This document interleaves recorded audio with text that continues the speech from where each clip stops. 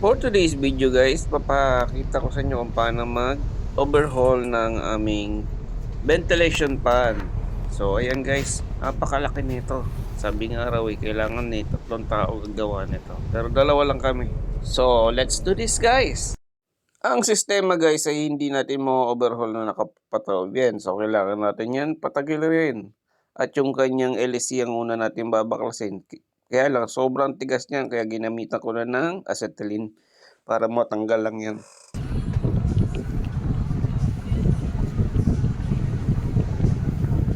Init pa.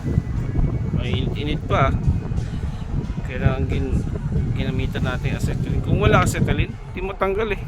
Kaya yan. At pagkatapos nga matanggal ang LC, tinanggal ang kanyang pin at yung cover sa unahan. Kailangan tanggalin para mabunot natin yung shaft sa loob. At yung kanyang stator, ito na naiwan na.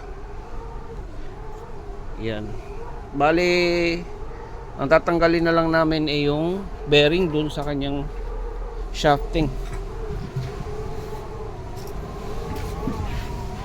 Ito, bearing to.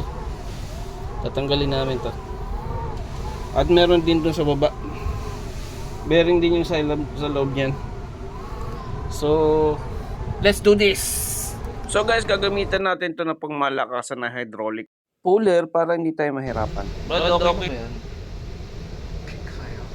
Kaya, malinis na ba yan sa ito, guys?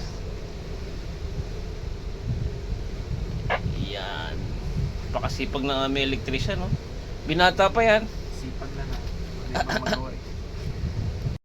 Pagkatapos nga guys na ito ipalitan ng bearing, ilalagay na natin ito sa kanyang kaha. Pero dapat ito ay pag-ingatan natin kasi baka magasgas ang kanyang stator. At doon naman sa kanyang LC, ginamitan ko ng liha na bilog upang malinis natin ang loob at para hindi tayo mahirapan pagpasok ng shafting dyan.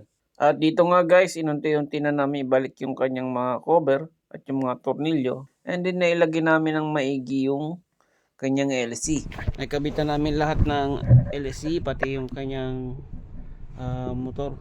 So tapos na to, ibabaliktad din na lang, itataob para ikabit naman yung kanyang securing bolt.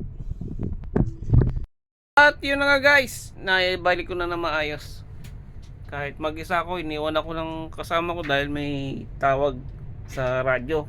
Kailangan daw siya sa kabilang bodega. So ako nag-isa nagbalik na to. At isa na naman trabaho ang akin nagawa sa araw nito. Thank you for watching guys. Bye bye.